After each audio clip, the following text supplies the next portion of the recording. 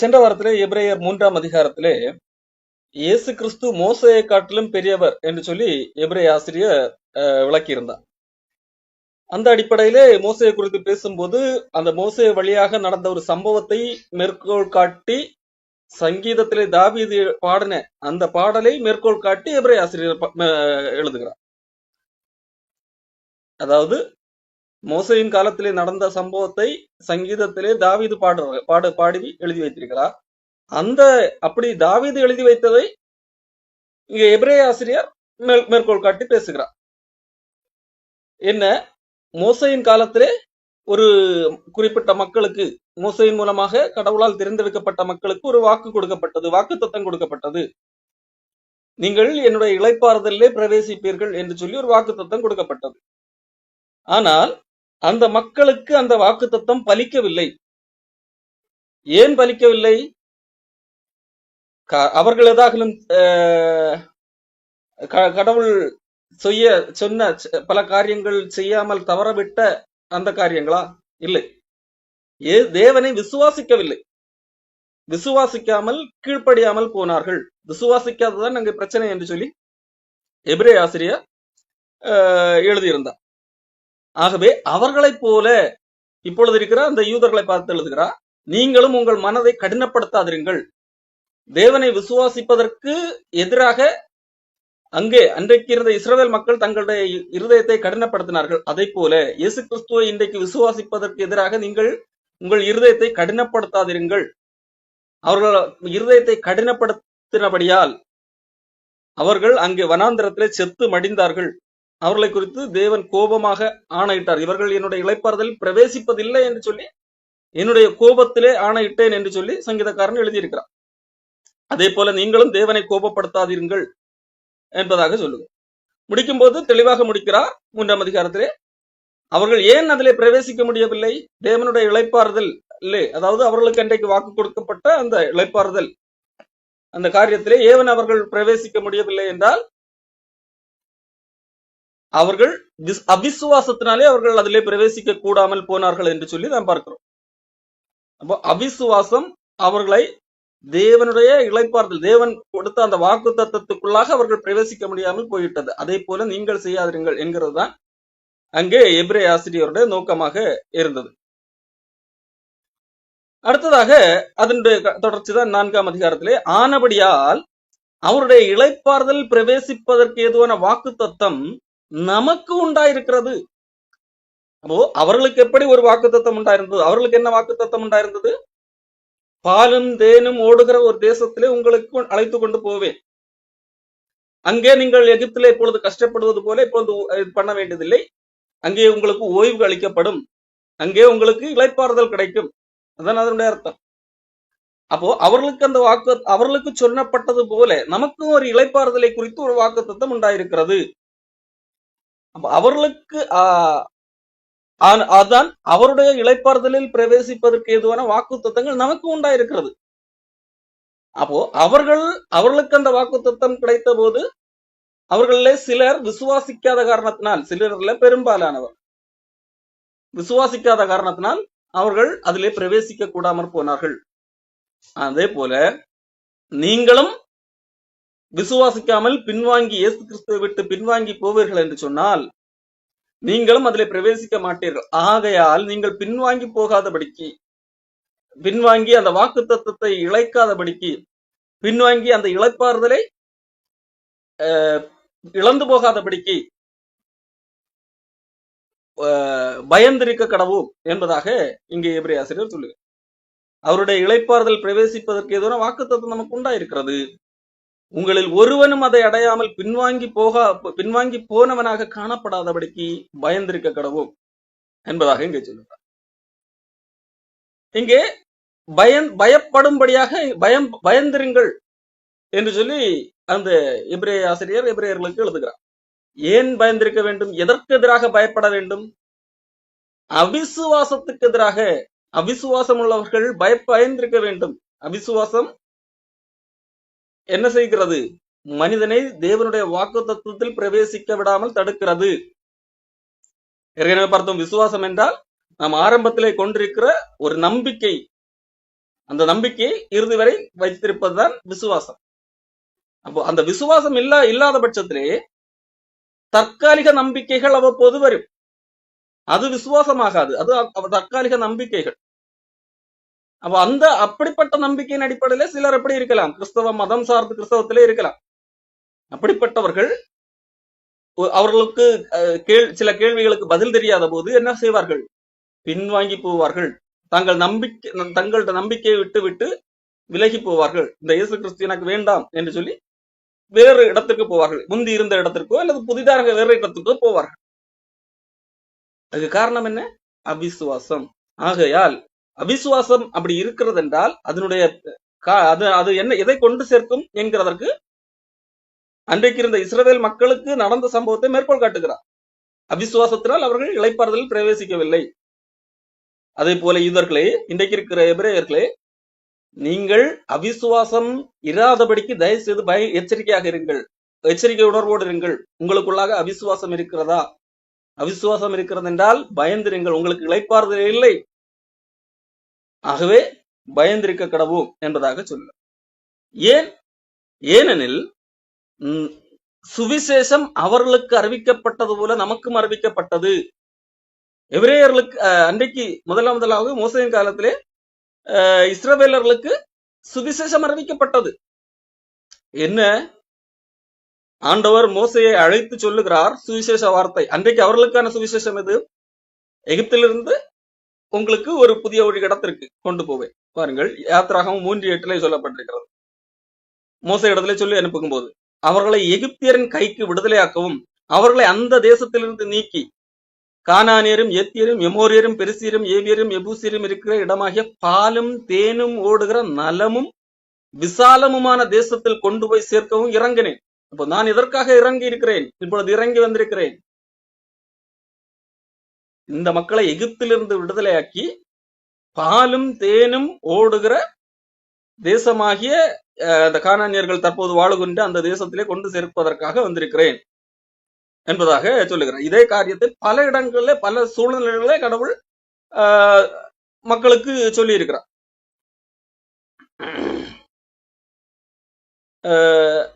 இப்படிப்பட்ட இந்த வாக்கு தத்தம் அதை அவர்கள் இழந்து போனார்கள். காரணம், இந்த நற்செய்தி அவர்களுக்கு அறிவிக்கப்பட்ட போது அவர்கள் என்ன செய்யவில்லை? அவர்கள் கேட்டவர்கள் இந்த நற்செய்தியெல்லாம் கேட்டார்கள். மோசைக்கு கடவுள் சொன்னால் இந்த நற்செய்தியை மோசை கொண்டு போய் மக்களிடத்திலே சொல்லுகிறார். மக்கள் இந்த நற்செய்தியை கேட்டார்கள். அதே போல நமக்கும் இன்றைக்கு ஒரு நற்செய்தி சொல்லப்பட்டிருக்கிறது. அவர்களுக்கு ஒரு நற்செய்தி சொல்லப்பட்டிருக்கிறது அல்லவா? நமக்கு அதே விதமாக வேறொரு நற்செய்தி சொல்லப்பட்டிருக்கிறது. என்ன நற்செய்தி? இயேசு கிறிஸ்துவை விசுவாசியுங்கள். அவரை விசுவாசித்தால் அவர் நம்முடைய பாவத்திற்கான தண்டனையை அவர் பெற்றிருக்கிறார். அவர் நமக்கு பதிலாக அவர் கிரயம் செலுத்தி இருக்கிறார். அவர் நம்மை பாவத்திலிருந்து விடுதலையாக்கி ரட்சிக்கிறார். அதற்காக அவர் தன்னைத்தானே பலியாக கொடுத்தார். ஆகையால் நீங்கள் அவரை விசுவாசியுங்கள், அதை ஏற்றுக்கொள்ளுங்கள். அவரை விசுவாசித்து அவரை இரட்சகராக விசுவாசியுங்கள். ஆகவே நீங்கள் எதை செய்ய வேண்டியதில்லை, உங்களுடைய கிரியைகளை நம்பி வாழ வேண்டியதில்லை. அவர் எல்லாவற்றையும் செய்து முடித்திருக்கிறார். அவருடைய செயலின் மேல் விசுவாசத்தை வையுங்கள் என்று சொல்லி நமக்கு நற்செய்தி சொல்லப்பட்டிருக்கிறது. அப்போ அவர் நமக்கு நித்திய ஜீவனை தந்திருக்கிறார். அவர் நம்மளுக்கு நித்திய ஜீவனை ஏற்படுத்தும்படியாகத்தான் அந்த காரியம் பாவ நிவாரணமாக அவர் மரித்தார். அப்போ நமக்கு நித்திய ஜீவன் இருக்கிறது. நாம் தேவனோடு கூட இளைப்பாறுகிறோம், அவரோடு கூட அழுகை செய்ய போகிறோம். இப்படி வாக்குத்தத்தம் இருக்கிறது. அப்போ நமக்கும் நற்செய்தி சொல்லப்பட்டது. அவர்களுக்கு எப்படி ஒரு நற்செய்தி சொல்லப்பட்டதோ அதே விதமாக நமக்கும் நற்செய்தி சொல்லப்பட்டது. ஏனெனில் சுவிசேஷம் அவர்களுக்கு அறிவிக்கப்பட்டது போல நமக்கும் அறிவிக்கப்பட்டது. கேட்டவர்கள் விசுவாசம் இல்லாமல் கேட்டபடியால் அவர்கள் கேட்ட வசனம் அவர்களுக்கு பிரயோஜனப்படவில்லை. அப்போ அவர்களுக்கு என்ன நடந்தது? சுவிசேஷம் அறிவிக்கப்பட்டது, அந்த சுவிசேஷத்தை கேட்கவும் செய்தார்கள். அப்படி கேட்ட மக்கள் எகிப்திலிருந்து புறப்பட்டு வந்தார்கள், செங்கடலை கடந்தார்கள், வனாந்திரத்திலே வந்தார்கள், பல காரியங்களை எல்லாம் செய்தார்கள். 40 வருடம் வனாந்திரத்திலே அலைந்தார்கள் பார்க்கிறோம் அல்லவா? அப்ப அப்படிப்பட்ட மக்கள் அந்த சுவிசேஷம் கேட்ட போது மோசே சொல்லுகிறார் அல்லவா, போய் நான் இந்த எகிப்திலிருந்து பிடுங்கி பாலும் தேனும் ஓடுகிற கானான் தேசத்திலே கொண்டு போவேன் என்று சொல்லுகிறார் அல்லவா? அந்த சுவிசேஷத்தை கேட்டபோது அதை அவர்கள் விசுவாசிக்கவில்லை. கேட்டார்கள், அந்த நற்செய்தியை கேட்டார்கள், ஆனால் விசுவாசிக்கவில்லை. பாருங்கள், அவர்கள் எப்பொழுது அவங்க ஆரம்பத்திலே விசுவாசமாக இருந்தார்கள், பாதி வழியிலே விசுவாசத்தை விட்டார்கள் என்றல்ல, அவர்கள் விசுவாசிக்கவே இல்லை. தெளிவாக சொல்லப்பட்டிருக்கிறது 4ஆம் அதிகாரம் எபிரேயர் 4:2.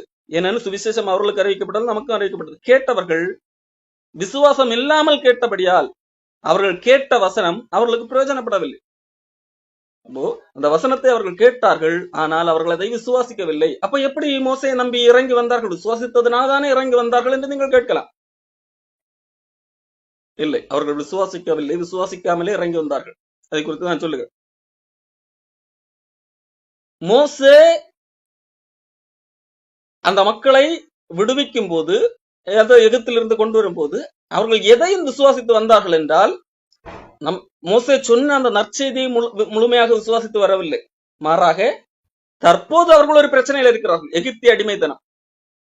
எங்களுக்கு தற்போது இந்த பிரச்சனை சால்வானால் போதும், அதற்காக நாங்கள் என்னது மோசையோடு வருவோம். அப்ப அந்த சூழ்நிலையிலிருந்து தப்பிப்பதற்காக மட்டுமே மோசையோடு வந்தார்களே தவிர, பாலும் தேனுக்கு ஓடுகிற தேசத்துக்கு நம்மை கடவுள் கொண்டு சேர்ப்பார் என்கிறதை சொன்ன போது அதை அவர்கள் விசுவாசிக்கவில்லை. ஏன் சொல்லுகிறேன்? காரணம் வேதம் சொல்லுகிறது. அவர்கள் விசுவாசித்திருந்தால் அவர்கள் தங்களுடைய வாழ்க்கையிலே செங்கடலை முன்பு நின்ற போது ஐயோ நாங்கள் சாவதற்காக இங்கே வந்தோம் என்று சொல்லி கேட்டிருக்க மாட்டார்கள். அதன் பிறகு செங்கடலை கடந்து வந்தார்கள், அவர்களுக்கு தண்ணீர் கிடைக்காமல் போயிட்டு முறுமுறுத்திருக்க மாட்டார்கள். கடவுள் சொல்லியிருக்கிறார், பாலும் தேனும் ஓடுகிற தேசத்திற்கு போவோம் என்று சொல்லி. அப்போ அதே விசுவாசத்திலே இறுதியாக சரி தண்ணி தானே கிடைக்கல, நம்ம தான் பாலும் தேனும் ஓடுகிற தேசத்துக்கு போவோம், கொண்டு சேர்ப்போம் என்று சொல்லி இருக்கிறாரே, தண்ணீர் கிடைக்காவிட்டாலும் அவர் கொண்டு போய் சேர்ப்பார் என்று சொல்லி இருந்திருப்பார்கள். வனாந்திரத்திலே உணவு இல்லாமல் தவிக்கிறார்கள். அப்பொழுது என்ன சொல்லியிருக்க மாட்டார்கள்? முறுமுறுத்திருக்க மாட்டார்கள், எங்களுக்கு இறைச்சி இல்லாம இருக்கிறோம், நாங்க எகிப்துல நல்லா சாப்பிட்டோம் என்று சொல்லி இருக்க மாட்டார்கள். கடவுள் இது பாலும் தேனும் ஓடுகிற தேசத்துக்கு கொண்டு போய் சேர்ப்பேன் என்று சொல்லி இருக்கிறார். அப்போ இன்னும் கொஞ்சம் நாள் நம்ம அங்க போக போறோம், அது வரைக்கும் கொஞ்சம் பட்டினி அதை இருந்தாதான் என்ன சகிப்போம் என்று சொல்லி கண்ட கடவுள் வாக்கு தந்திருக்கிறார், கண்டிப்பாக அதை செய்வார் என்று சொல்லி தற்கால பசிகளை துன்பங்களை சகித்திருப்பார்கள். அப்போ அவர்கள் சகிக்கவில்லை, அவர்கள் பிரச்சனை பண்ணுகிறார்கள் என்பது எதை காட்டுகிறது? அவர் பாலும் தேனும் ஓடுகிற தேசத்துக்கு கொண்டு சேர்ப்பார் என்று சொன்னதை அவர்கள் விசுவாசிக்கவில்லை என்பதை காட்டுகிறது. அப்போ அவர்கள் கேட்டார்கள், ஆனால் விசுவாசிக்கவில்லை. ஆனாலும் எந்த மோசையை நம்பி இறங்கி வந்தார்கள். எதற்காக? அந்தந்த தற்கால சூழல்ல ஒரு பிரச்சனையிலிருந்து விடுதலையாக வேண்டும். இப்பொழுது ஒரு பிரச்சனையில் இருக்கிறேன், இதற்கு ஒரு சொல்யூஷன் அப்ப இங்க இருந்து பின்பால் போனால் கிடைக்கும் என்கிறதற்காக வருகிறார்கள். மறுபடியும் அடுத்த கட்ட பிரச்சனை வரும்போது மறுபடியும் ஒரு பிரச்சனையை உருவாக்குகிறார்கள், கடவுளை விட்டு விடலாம் என்று சொல்லுகிறார். பல முறை கடவுளை மறுதளிக்கிற செயல்கள் வனாந்திரத்திலே நடந்ததை பார்க்க முடியும். மோசே கொஞ்ச நாள் மலைக்கு போய் தேவனோடு இருக்கிறான், கீழே கட்டளை வெற்றி கொண்டு கீழே வரும்போது கன்றிக்குட்டியை உண்டாக்கி வைத்திருக்கிறார். அப்படி பல விதமான பிரச்சனை. இப்ப இதை எதை காட்டுகிறது? உதாரணத்துக்கு இன்றைக்கு அதே உதாரணம் காட்டி இன்றைக்கு உங்களுக்கு சொல்ல வேண்டும் என்றால், எகிப்து என்கிறது இன்றைக்கு இருக்கிற ஒரு மதம், கிறிஸ்தவம் அல்லாதோ ஏதோ ஒரு மதம் என்று வைத்துக் கொள்ளுங்க. அங்கே அந்த மதத்திலே இருக்கிற ஒரு சில அழுத்தங்கள், ஏற்றத்தாழ்வு, அதனால் பாதிக்கப்பட்ட மக்கள் இருப்பார்கள் அல்லவா? சில ஜாதிய பிரச்சனை அந்த மதத்தில் இருக்கிறதுனால ஒரு பிரச்சனை, ஒரு சில பிரச்சனைகள் இருக்கும், துன்பங்கள் இருக்கும். அப்போ அவர்கள் கிறிஸ்தவத்துக்கு வந்தால் இந்த பிரச்சனையிலிருந்து விடுதலை ஆகலாம், தற்போது அனுபவித்திருக்கிற பிரச்சனை இதிலிருந்து விடுதலை ஆகலாம் என்று சொல்லி கிறிஸ்தவத்துக்கு வரலாம். அதுக்காக அவர்கள் இயேசு கிறிஸ்துவனுடைய நற்செய்தியை விசுவாசித்து வந்தார்கள் என்று பொருளாகாது. அவர்கள் எதற்காக கிறிஸ்தவத்துக்கு வந்திருக்கிறார்கள்? அவர்களுக்கு அந்த மதத்திலே இருக்கிறதுனால் ஒரு பிரச்சனை இருக்கிறது, அது மதம் சாராத பிரச்சனையாக கூட இருக்கலாம். ஆனால் எனக்கு இப்பொழுது இந்த பிரச்சனை இருந்து விடுதலையாக வேண்டுமென்றால் ஒருவேளை இந்த மதத்துக்கு போனால் எனக்கு எதாகலும் நல்லது நடக்கும் என்கிறதற்காக இங்கே வந்திருக்கலாம். எப்படி? அதுதான் அங்கே இஸ்ரவேல் மக்கள் செய்தார். அவர்களுக்கு மறுபடியும் பிரச்சனை வரும்போது அவர்கள் என்ன செய்கிறார்கள்? கடவுளை முறுமுறுக்கிறவர்களாகத்தான் கடவுளுக்கு எதிராக முறுமுறுக்கிறவர்களாகத்தான் காணப்படுகிறார். அவர்கள் பாலும் தேனும் ஓடுகிற தேசத்திலே கடவுள் எங்களை கொண்டு போய் சேர்ப்பார் என்கிறதை நம்பி வரவில்லை. இந்த இடத்துல இருந்து தப்பித்தால் எங்களுக்கு பல பெரிய நன்மைகள் நடக்கும், நாங்கள் பொருளாதாரத்தில் உயர்ந்திருப்போம், எங்களுக்கு பசியே இல்லாத ஒரு வாழ்வு கிடைக்கும், எங்களுக்கு பிரச்சனை இருக்காது என்கிறதை நம்பி வந்தார்கள். இன்றைக்கும் பல கிறிஸ்தவத்துக்கு கிறிஸ்தவத்தில் வருவதாக இருக்கிறதாக எதன் அடிப்படையில் சொல்லுகிறார்கள்? ஆண்டவர் நித்திய ஜீவனை தருவேன் என்று சொல்லி வாக்களித்திருக்கிறார்கள் அல்லவா? நம்முடைய பாவத்துக்கான தண்டனையை சுமந்து தீர்த்தார், நம்மை பாவத்திலிருந்து விடுதலையாக்கி இருக்கிறார் என்கிறதெல்லாம் நம்பி அதை விசுவாசித்து வரவில்லை. மாறாக கிறிஸ்தவத்துக்கு வந்தால் என்னது, சில பிரச்சனைகள் மற்ற மதங்கள்ல இருக்கிற சில பிரச்சனைகள் இங்கே இருக்காது, அல்லது கிறிஸ்தவத்திலே இங்கே வந்தால் சில கள்ளப்போதர்கள் பல கள்ள போதனைகளை ஆல்ரெடி புகுத்தி வைத்திருக்கிறார்கள், இங்கே வந்தால் செல்வம் கிடைக்கும், பணக்காரராகலாம். அப்போ இந்த அடிப்படையிலே இதை நம்பி வந்தவர்கள். அப்போ இவர்கள் சுவிசேஷத்தை கேட்ட போது விசுவாசித்து கேட்டவர்கள் என்று சொல்லி பொருள் ஆகாது. எகிப்திலிருந்து வந்தவர்கள் எல்லாம் சுவிசேஷத்தை கேட்டு விசுவாசித்து வரவில்லை, அந்த பாலுந்தேனும் ஓடுகிற தேசத்துக்கு உங்களை கொண்டு போய் சேர்ப்பேன் என்கிறதை விசுவாசித்து வரவில்லை. மாறாக தற்கால பிரச்சனைக்கு ஒரு தீர்வு வேண்டும் என்கிறதற்காக வந்தவர். ஆகவேதான் வேதாகம் சொல்லுது, அவர்கள் கேட்ட போது விசுவாசம் இல்லாமல் கேட்டார்கள், அந்த வசனம் அவர்களுக்கு பலன் கொடுக்கவில்லை, அந்த வசனம் அவர்களுக்கு பிரயோஜனப்படவில்லை. அப்போ கடவுள் சொல்லி இருக்கிறார் உங்களுக்கு நித்திய ஜீவனை அளிப்பேன் என்று சொல்லி, அப்போ அது கிறிஸ்தவர்களுக்கு பிரயோஜனப்படுமா? எல்லாருக்கும் கிறிஸ்தவம் இருக்கிறவர்கள் என்று சொல்லும் போது இயேசு கிறிஸ்துவ விசுவாசித்து கிறிஸ்தவர்கள் அல்ல, கிறிஸ்தவ மதத்தில் உள்ளவர்கள் என்று சொல்லுகிறவர்களை சொல்லு இல்ல. காரணம் அவர்களை விசுவாசிக்காமல் கேட்டபடினால் அல்லது வேறு காரியங்களை விசுவாசித்து தற்கால இந்த பூமியிலே வாழுகிற உலக காரியங்களுக்காக அதன் அடிப்படையில விசுவாசித்து வந்தவர்கள், அவர்களுக்கு இந்த வசனம் பிரயோஜனப்படாது.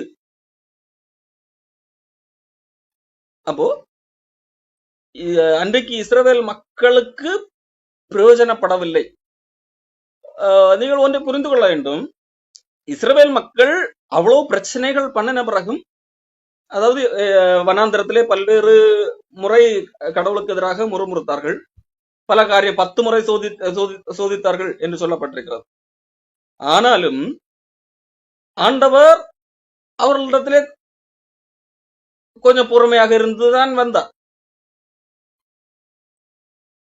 ஒரு 40 ஆண்டுகள் வனாந்திரத்திலே இருந்தார்கள் அல்லவா? 40 ஆண்டுகள் அங்கே வனாந்திரத்திலே இருக்க வேண்டும் என்கிறதெல்லாம் கடவுளுடைய திட்டம் அல்ல. அவர்கள் வனாந்திரத்திலே சுற்றி கொண்டிருக்கிறார்கள், சுற்றி கொண்டு கிட்டத்தட்ட 2 வருடம் கிட்டத்தட்ட 2 வருடம் சீனாய் வனாந்திரத்திலே இருக்கிறார்கள். புறப்பட்டு கொஞ்ச நாள்ல சீனாய் வனாந்திரத்துக்கு வந்து சீனாய் மலைக்கு வந்து அந்த பகுதியை வந்து அடைந்தார்கள். அங்கே சீனாய் மலையில தான் கடவுளுடைய கட்டளை எல்லாம் கொடுக்கப்படுகிறது. கிட்டத்தட்ட சில மாதங்கள் அங்கே இருக்கிறார்கள். அங்கே இருக்கும்போது கிட்டத்தட்ட 2 ஆண்டுகள் ஆகும் போதே கடவுள் சொல்லுகிறார், நீங்க என்னது கானான் தேசத்துக்கு பக்கத்திலே போங்க என்று சொல்லுகிறார். காதேஸ் பர்னாயா என்கின்ற ஒரு இடம். நீங்கள் உபாகம் புஸ்தகத்திலே 1ஆம் அதிகாரத்திலே படித்தால் அது தெரியும். உபாகம் 1ஆம் அதிகாரத்திலே மோசே இந்த காரியத்தை சொல்லுகிறார். 6ஆம் வசனம், ஓரேபிலே நம்முடைய தேவனாகிய கர்த்தர் ஓரேப் என்றால் சீனாய் மலை, அந்த பகுதி இன்னொரு பேர். நம்முடைய தேவனாகிய கர்த்தர் நம்மோட சொன்னது என்றால், நீங்கள் இந்த மலையருகே தங்கி இருந்தது போதும், 2 வருஷம் ஆகுது இங்க தங்கி இருந்தது போதும், நீங்க என்னது புறப்பட்டு எமோரியரின் மலை நாட்டிற்கும் அதற்கு அடுத்த எல்லா சமமான வெளிகளிலும் குன்றுகளிலும் பள்ளத்தாக்குகளிலும் தென் திசையிலும் கடலோரத்தில் கானானியன் தேசத்துக்கும் லீபனோனுக்கும் ஐப்ராத் நதி என்னும் பெரிய நதி வரைக்கும் போங்கள். இதோ இந்த தேசத்தை உங்களுக்கு முன்பாக வைத்தேன், நீங்கள் போய் கர்த்தர் உங்கள் பிதாக்களாகிய ஆபிரகாமுக்கும் ஈசாக்குக்கும் யாக்கோபுக்கும் அவர்களுக்கு பின்வரும் சந்ததிக்கும் ஆணையிட்டு கொடுத்து அந்த தேசத்தை சுதந்திரித்துக் கொள்ளுங்கள் என்று சொல்லுகிறார். அதாவது அங்கிருந்து புறப்பட்ட ஒரு 2வது வருஷத்திலே சொல்லுகிறார். அதன்படியே ஒரு 11 நாள்ல எங்க வந்து சேர்றாங்க, அங்கிருந்து இந்த கானான் தேசத்துக்கு பக்கத்துல இருக்கிற ஒரு பகுதிக்கு வந்து சேருகிறார்கள். பாருங்கள் 19ஆம் வசனம், நம்முடைய தேவனாகிய கர்த்தர் நமக்கு கட்டளையிட்டபடியே நாம் ஓரேபை விட்டு பிரயாணம் பண்ணி எமோரியன் மலை நாட்டுக்கு நேராக நீங்கள் கண்ட அந்த பயங்கரமான பெரிய வனாந்திர வழி முழுவதும் நடந்து காதேஸ் பர்னாயாவிலே சேர்ந்தோம். அதன் பிறகு என்ன நடக்குது? இந்த மக்கள் சொல்லுகிறார்கள், நம்ம அந்த தேசத்துக்கு போறதுக்கு முன்னாடி என்னது, அத போய் தேசத்தை சுற்றி பார்த்துட்டு வருவோம் அப்படின்னு சொல்றாங்க. அது மோசைக்கும் நன்றாக தெரிகிறது. ஆகவே ஒரு கோத்திரத்துக்கு ஒரு நபர் வீதம் 12 பேரை அனுப்புறார். நீங்கள் எல்லாரும் என்னிடத்திலே வந்து, உபாகம் 1:22, நீங்கள் எல்லாரும் என்னிடத்திலே வந்து நமக்காக இந்த தேசத்தை சோதித்து பார்க்கவும், அதாவது அந்த பாலுந்தேன் ஓடுகிற தேசத்தை சோதித்து பார்க்கவும், நாம் இன்ன வழியாக அதில் சென்று இன்ன பட்டணங்களுக்கு போகலாம் என்று நமக்கு மறு செய்தி கொண்டு வரவும் நமக்கு முன்பாக மனிதரை அனுப்புவோம் என்றீர்கள். அதாவது அங்க தேசம் எல்லாம் எப்படி போறதுக்கு முன்னாடி ஜஸ்ட் எப்படி இருக்குன்னு பார்த்துட்டு யாராவது வந்தா நல்லா இருக்குமேன்னு சொல்லிட்டு நீங்க சொன்னீங்க. எது எனக்கு நன்றாக கண்டது, கோத்திரத்துக்கு ஒருவனாக 12 மனிதரை தேர்ந்தெடுத்து அனுப்பினேன். அவர்கள் என்னது புறப்பட்டு போறாங்க. புறப்பட்டு போய் அது நல்ல தேசம் என்று நீ சொன்னீர்கள். அப்படி போனவங்க சொன்னாங்க. அப்படி இருந்தும் அது நல்ல தேசம்னு சொன்ன பிறகும் அந்த நல்ல தேசத்துக்கு என்ன சொன்னீங்க? நீங்கள் போக மாட்டோம் என்று உங்கள் தேவனாகிய கர்த்தருடைய கட்டளைக்கு விரோதமாக எதிர்த்து என்றீர்கள். பாருங்க, பக்கத்துல அந்த கானான் தேசத்துக்கு பக்கத்துல 2 வருஷத்திலே போயாச்சு. 40 வருஷம் ஆகல. அங்க 2 வருஷத்திலே அங்க பக்கத்துல போயாச்சு. போயிட்டு அந்த தேசத்தை எப்படி இருக்குன்னு பார்த்துட்டு வரலாம்னு சொல்லிட்டு 12 பேர் பார்த்துட்டு வந்து சொல்றாங்க. அதுல யோசுவா, காலேப் இருக்கிறார்கள். அதுல 10 பேர் வந்து என்ன சொல்றாங்க? 10 பேர்ல 12 பேர் அந்த தேசம் நல்ல தேசம், கடவுள் சொன்ன மாதிரி அது பாலும் தேனோடும் ஓடுற தேசம் தான், கடவுள் பொய்யெல்லாம் சொல்லலன்னு சொல்றாங்க. ஆனா என்ன சொல்றாங்க? ஆனா அங்க போக முடியாது, நாங்க போகவும் மாட்டோம். ஏன்? அங்க இருக்கிற அது அவங்கள ஜெயிச்சு நம்மளால அங்க அதை கைப்பற்ற எல்லாம் முடியாது. பாருங்க, கடவுள் உங்களுக்கு தருவேன் என்று சொன்ன தேசம். இவங்க என்ன சொல்றாங்க? நம்மளால அது ஜெயிக்க முடியாது, அவங்க பார்வைக்கு நாங்க வெட்டுக்கிளிகளை போல இருந்தோம் என்றெல்லாம் சொல்லுகிறாங்க. இது குறித்து எண்ணாகமம் புத்தகத்துல தெளிவாக எழுதப்பட்டிருக்கு.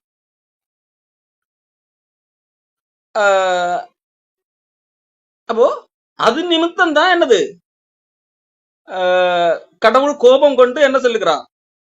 ஒருவரும் அந்த சந்ததி, இந்த உங்கள் பிதாக்களுக்கு கொடுப்பேன் என்று நான் ஆணையிட்ட அந்த நல்ல தேசத்தை இந்த பொல்லாத சந்ததியாகிய மனிதர் ஒருவரும் காண்பதில்லை. உபாகம் 1:35 சொல்லப்பட்டிருக்கு. எப்புன்னேயின் குமாரனாகிய காலேப் மாத்திரம் அதை காண்பான், அவன் கர்த்தரை உத்தமமாய் பின்பற்றினபடியால் நான் அவன் மிதித்து வந்த தேசத்தை அவனுக்கு அவன் பிள்ளைகளுக்கும் கொடுப்பேன் என்று ஆணையிட்டார். பாருங்க, 33ஆம் வசனம், இரவில் அக்கினியிலும் பகலில் மேகத்திலும் உங்களுக்கு முன் சென்றாரே, இப்படி இருந்தும் இந்த காரியத்தில் நீங்கள் அவரை விசுவாசிக்காமற் போனீர்கள். அப்போ கடவுள் எங்கிருந்தே வாக்கு கொடுத்தது, எகிப்துல இருக்கும் போதே வாக்கு கொடுத்தது, உங்களை கூட்டிட்டு வர்றதே கானான் தேசத்துல வைக்கிறதுக்கு தான் அப்படின்னு சொன்ன பிறகும் அப்போ அவங்க இதை மட்டும் விசுவாசிக்காம இவ்வளவு நாள் வந்திருக்காங்க. அப்ப எதுக்காக வந்தாங்க? அன்னைக்குள்ள சூழ்நிலைகள் ஒரு பிரச்சனை இருந்து தப்பணும் அப்படிங்கிறதுக்காக வந்திருக்காங்க. அந்த பிரச்சனை அப்ப நடக்காத போகும்போது அவங்க சுய வழிகளை தேர்ந்தெடுத்தார்கள். அப்போ இது நிமித்தம் தான் கடவுள் அவர்களை 40 வருடம் அவங்க தேசத்தை சுற்றி பார்க்கறதுக்கு 40 நாள் சுற்றி பார்த்து எல்லா டீட்டெயில்ஸ் எல்லாம் கொண்டு வந்தாங்க.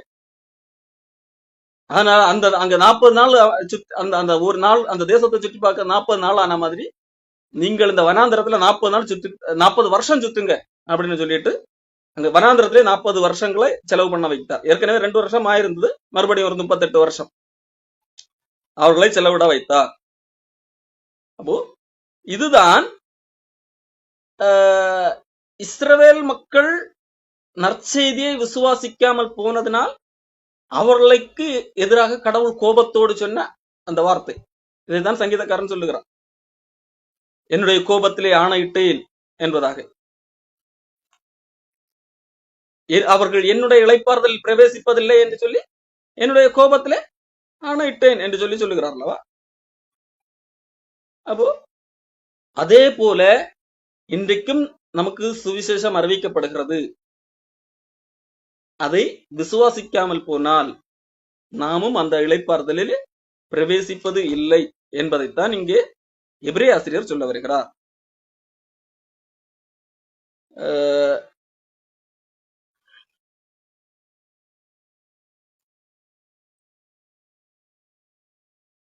எண்ணாகமம் 13ஆம் அதிகாரத்திலே என்ன நடக்குது பாருங்க. எண்ணாகம் 13 22, 23 என் மகிமையையும் நான் எகிப்திலும் வனாந்திரத்திலும் செய்த என் அடையாளங்களையும் கண்டிருந்தும் என் சத்தத்துக்கு செவி கொடாமல், இதனுடைய 10 முறை என்னை பரீட்சை பார்த்த மனிதர்கள் ஒருவரும் அவர்கள் பிதாக்களுக்கு நான் ஆணையிட்டு கொடுத்த தேசத்தை காணமிட்டார்கள். எனக்கு கோபம் உண்டாக்குனவர்களில் ஒருவனும் அதை காண மாட்டார்கள் என்று சொல்லுகிறார். 29. இந்த வனாந்தரத்தில் உங்கள் பிரேதங்கள் விழும்.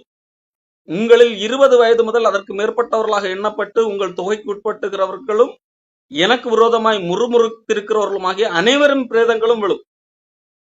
எப்புனேயின் குமாரன் காலேபும் நூனின் குமாரன் யோசுவாவுமாகி தவிர மற்றவர்களாகிய நீங்கள் நான் உங்களை குடியேற்றுவேன் என்று ஆணையிட்டு கொடுத்த தேசத்தில் பிரவேசிப்பது இல்லை.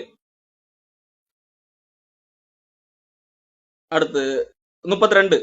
உங்கள் பிரேதங்களும் இந்த வனாந்திரத்தில் விழும். 33. அவைகள் வனாந்திரத்தில் விழுந்து தீரு மட்டும் உங்கள் பிள்ளைகள் 40 வருஷம் வனாந்திரத்தில் திரிந்து நீங்கள் சோரம் போன பாதகத்தை சுமப்பார்கள். நீங்கள் தேசத்தை சுற்றி பார்த்த 40 நாள் இலக்கத்தின்படியே ஒவ்வொரு நாள் ஒவ்வொரு வருஷமாக நீங்கள் 40 வருஷம் உங்கள் அக்கிரமங்களை சுமந்து என் உடன்படிக்கைக்கு அந்த மாறுதலை உணர்வீர்கள். கர்த்தராகிய நான் இதை சொன்னேன்.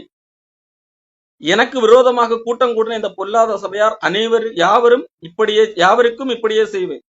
இந்த வனாந்திரத்திலே அழிவார்கள், இங்கே சாவார்கள் என்று சொல் என்றார். அப்போ இதுதான் கடவுள் கோபத்திலே ஆணையிட்டேன் என்று சொல்லி சங்கீதக்காரன் எழுதுகிற காரியம். அப்போ அந்த 2 வருடத்திலே அதாவது எகிப்திலிருந்து புறப்பட்ட 2வது வருடம் முடிந்து ஒரு 3 வருடத்திற்குள்ளதாகவே கானான் தேசத்துக்குள்ளாக இவர்கள் காலெடுத்து வைத்திருக்க வேண்டும். ஆனால் விசுவாசிக்காதபடியால் அவர்கள் எல்லாரும் செத்து போகிற வரைக்கும் அங்கே வனாந்திரத்திலே விழுந்தார்கள். இதைத்தான் சங்கீதக்காரன் 95 எழுதுகிறார்.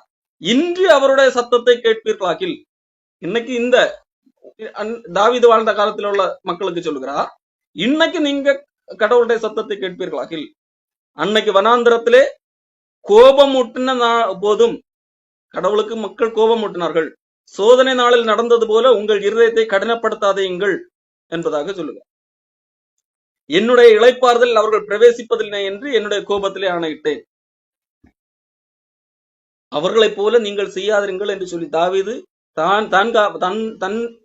தன்னுக்கு பின்வருகின்ற மக்களுக்கு எழுதுகிறார். அதே வசனத்தை எடுத்து மேற்கோள் காட்டி இங்கே எபிரேய ஆசிரியர் எழுதுகிறார். காரணம், அவர்கள் விசுவாசிக்கவில்லை. ஆகவே கடவுளுக்கு கோபம் வருகிறது. நான் இவர்களுக்கு இவ்வளவு செய்தும், அப்போ கடவுள் சொன்னது உண்மை என்று நம்ப வைப்பதற்காக, அவர்தான் கடவுள் என்று நம்ப வைப்பதற்காக இவ்வளவு காரியங்கள் செய்தும், பலவிதமான அற்புத அடையாளங்கள் மூலமாக அவர்கள் பல முறை கடவுளுக்கு எதிராக நின்ற போது கூட அவர்களுக்கு இறங்கி மன்னித்து இந்த காரியங்கள் எல்லாம் செய்தும் பக்கத்திலே கொண்டு போன பிறகும் அதை நம்பாமல் அவர்களுக்கு அந்த பிரச்சனை, ஐயோ அவங்க கிட்ட எல்லாம் நம்மளால ஒண்ணும் பண்ண முடியாது, அவர்கள் ராட்சதர்களாக இருக்கிறார், ஏதோ இவர்கள் தான் போரிட்டு எல்லாம் சாதிக்க வேண்டும் என்கிறது போல, அவர்களுடைய கிரியைகளினால் தான் எல்லாவற்றையும் அடைய முடியும் என்கிறது போல எண்ணினதன் விளைவு, கடவுள் நான் உங்களுக்கு தருவேன் என்றுதான் கடவுள் சொன்னாரே தவிர நீங்கள் கஷ்டப்பட்டு வெட்டி வீழ்த்த வேண்டும் என்று சொல்லியிருந்தால் பரவாயில்லை, ஐயோ எங்களால் முடியாது என்று சொல்லி இருக்கலாம். ஆனால் நான் வாக்கு கொடுக்கிறேன் என்று சொல்லி கூட்டிக் கொண்டு வந்தார். அதை அவர்கள் விசுவாசிக்கவில்லை. அந்த நற்செய்தி எப்பொழுது விசுவாசிக்கவில்லை? ஆரம்பத்திலே கடவுள் சொன்ன போதே விசுவாசிக்கவில்லை. முதலாவது இந்த நற்செய்தியை கேட்ட போதே அவர்கள் விசுவாசிக்கவில்லை. ஆகவே தான் இப்பொழுது அங்கே பிரவேசிக்க முடியவில்லை. அதை போல நீங்கள் இருக்காதிருங்கள் என்பதாக செய்கிறார். சொல்லிவிட்டு மறுபடியும் எபிரேயர் 4 வருவோம். 4ஆம் அதிகாரம் 3ஆம் வசனம். அவர்களுக்கு பிரயோஜனப்படவில்லை. அவர்களுக்கு ஏன் பிரயோஜனப்படவில்லை? அவர்கள் விசுவாசிக்கவில்லை. வசனத்தை கேட்டார்கள், மோசேயை பின்பற்றினார்கள், எல்லாம் உண்மைதான். ஆனால் அப்படி கேட்டதனால் ஒரு பிரயோஜனமும் இல்லை. ஏன்? அவர்கள் விசுவாசிக்கவில்லை. விசுவாசித்தவர்களாகிய நாமோ, இப்ப நாம் விசுவாசிக்கிறோம் என்கிற அர்த்த நம்பிக்கையில இப்ப எபிரேய ஆசிரியர் எழுதுகிறார். விசுவாசித்தவர்களாகிய நாமோ அந்த இளைப்பாறுதலில் பிரவேசிக்கிறோம். அப்ப நாம் விசுவாசிக்கிறவர்களாக இருந்தால் நாம் தேவனுடைய இளைப்பாறுதலில் பிரவேசிக்கிறோம். அவருடைய அப்போ இது எந்த இளைப்பாறுதல்? அன்னைக்குதான் அந்த இளைப்பாறுதல் முடிந்து விட்டதே. யோசுவன் காலத்திலே கானான் தேசத்துக்கு போகிறது தான் அந்த இளைப்பாறுதல். அதைத்தான் இங்க ஒப்பிட்டு பேசுகிறார். அந்த இளைப்பாறுதல் அந்த காலம் முடிஞ்சு விட்டதே. அப்ப நாம் எந்த இளைப்பாறுதலிலே பிரவேசிக்க போகிறோம்? அதை குறித்து அதான் அடுத்த பகுதியிலே இங்கே எபிரேயர் சொல்லுகிறார். விசுவாசித்தவர்களாகிய நாமோ அந்த இளைப்பாறுதலில் பிரவேசிக்கிறோம். இது எந்த இளைப்பாறுதல்? இது அந்த யோசுவா காலத்திலே நடந்த அதல்ல. அது ஜஸ்ட் ஒரு உதாரணத்துக்காக சொன்னது. அதை காட்டி இதற்கு பின்பதாக இன்னொரு இளைப்பாறுதல் இருக்கிறது என்கிறதை இங்க சொல்ல வருகிறார். அவருடைய கிரியைகள் உலகத் தோற்றம் முதல் முடிந்திருந்தும், தேவனுடைய கிரியைகள் உலகத் தோற்றம் முதல் முடிந்திருந்தது. 6 நாளுக்குள்ளாக உலகத்தை படைத்து எல்லாம் படைத்து 7வது நாள்ல ஓய்ந்திருந்தார். 6 நாள்ல அவருடைய கிரியைகள் முடிந்தது. அதன் பிறகு அவர் இளைப்பாறுதல், ரெஸ்ட், ஓய்வு என்று சொல்லப்பட்டிருக்கிறது அல்லவா? முடிந்திருந்தும் இவர்கள் என்னுடைய இளைப்பாறுதல் பிரவேசிப்பதில்லை என்று என்னுடைய கோபத்திலே ஆணையிட்டேன் என்றார். மேலும் தேவன் தம்முடைய கிரியைகளை எல்லாம் முடித்து 7ஆம் நாளில் ஓய்ந்திருந்தார் என்று 7ஆம் நாளை குறித்து ஒரு இடத்துல சொல்லி இருக்கிறார். 7ஆம் நாள் தேவனுடைய ஓய்வு, தேவனுடைய இளைப்பாறுதல் என்பது அவருக்கு டயர்டாகி எடுத்த ஓய்வு அல்ல.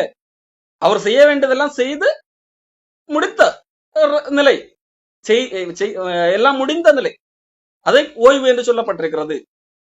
தேவன் தம்முடைய கிரியைகளை முடித்ததை ஓய்வு என்று சொல்லப்பட்டிருக்கிறது. அதை குறித்து வேதாகமத்தில் சொல்லப்பட்டிருக்கிறது என்கிறார். தன்னுடைய கிரியைகளை எல்லாம் முடித்து 7ஆம் நாள்ல ஓய்ந்திருந்தார். அப்படி ஒரு காரியம் சொல்லப்பட்டது, அது ஒரு ஓய்வு. அதே போல இவர்கள் என்னுடைய இளைப்பாறுதலே பிரவேசிப்பதில்லை என்று அந்த இடத்துல சொல்லப்பட்டிருக்கிறது. சங்கீதத்திலே நாம் பார்த்தோம். ஆகையால் சிலர் அதில் பிரவேசிப்பது இன்னும் வரப்போகிற காரியமாக இருக்கிறபடியினாலும், சுவிசேஷத்தை முதலாவது கேட்டவர்கள் கீழ்ப்படியாமையினால் அதில் பிரவேசியாமற் போனபடியினாலும், இன்று அவருடைய சத்தத்தை கேட்பீர்களாகில் உங்கள் இருதயங்களை கடினப்படுத்தாதீர்கள் என்று வெகு காலத்திற்கு பின்பு தாவீதின் சங்கத்திலே சொல்லியிருக்கிறபடி இன்று என்று சொல்வதனாலே பின்னும் ஒரு நாளை குறித்திருக்கிறார். ஓய்வு என்று சொல்லி வேதாகமத்திலே இப்படி பல இடங்கள்ல வருகிறது அல்லவா? தேவன் ஆதியிலே உலகத்திலே எல்லா கிரியைகளை முடித்து ஓய்ந்திருந்தார், ரெஸ்ட், இளைப்பாறுதல். அன்றியும் இவர்கள் என்னுடைய இளைப்பாறுதல் பிரவேசிப்பதில்லை என்று யாரை இஸ்ரவேல் மக்களை குறித்து ஒரு சொல்லப்பட்டிருக்கிறது. எது? கானான் தேசத்திலே அந்த மக்கள் அவர்களுக்கு ஒரு ஓய்வு கொடுப்பேன், அதாவது இளைப்பாறுதல் கொடுப்பேன் என்று சொல்லியிருந்தார். அது அவர்களுக்கு அது ஒரு காரியம். ஆனால் தாவீது சொல்லுகிறார் இன்று என்று சொல்லுகிறார். அதாவது அந்த சம்பவத்தை மேற்கோள் காட்டி தாவீது சொல்லுகிறார், இன்று அவருடைய சத்தத்தை கேட்பீர்களாகில் அவர்கள் செய்தது போல செய்யாதிருங்கள் என்று சொல்லும் போது, அப்ப இன்று என்று சொல்வதனால் அந்த யோசுவாவின் காலத்துல நடந்த ஓய்வு அல்ல, அதற்கு பின்பு இன்று தாவீது வாழ்ந்த காலத்திலே சொல்லுகிறார். இன்று என்று சொல்லுகிற அப்போ அந்த காலத்துல வாழ்ந்த மக்களுக்கு இன்னும் ஒரு ஓய்வு இருக்கிறதாக தாவீது சொல்லுகிறார், ஓய்வு இளைப்பாறுதல் இருக்கிறதாக சொல்லுகிறார். அது இனி வரப்போகிற ஒன்று என்கிறது தான் இங்கே எபிரேயர் சொல்லுகிறார். இன்று அவருடைய சத்தத்தை கேட்பீர்களாகில் என்று சொல்வதனாலே, இன்று என்று சொல்வதனாலே அவர் பின்னும் ஒரு நாளை குறித்திருக்கிறார். ஒரு நாள் ஓய்வுக்கு என்று ஒரு நாள், அதாவது இளைப்பாறுதலுக்கு என்று ஒரு நாளை குறித்திருக்கிறார். அதை குறித்து தான் தாவீது சொல்லுகிறார்.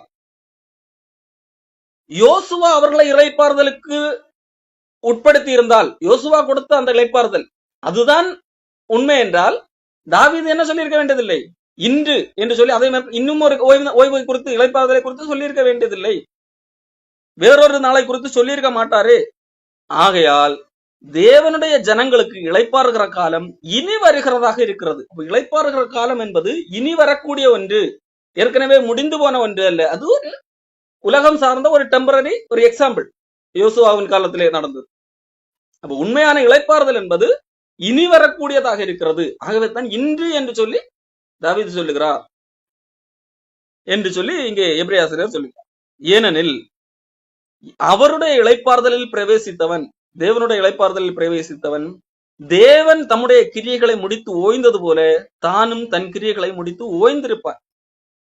ஆகையால் அந்த திருஷ்டாந்தம், உதாரணம் அதன்படி ஒருவனாகிலும் கீழ்ப்படியாமையினாலே விழுந்து போகாதபடிக்கு நாம் இந்த இளைப்பாறுதல் பிரவேசிக்க ஜாக்கிரதையாக இருக்க கடவோம்.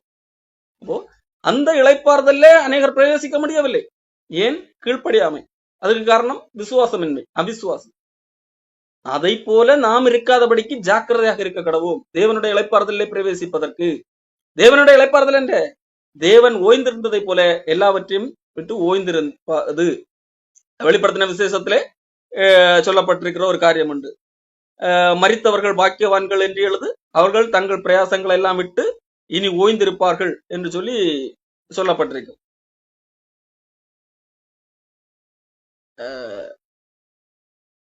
வெளிப்படுத்தின விசேஷம்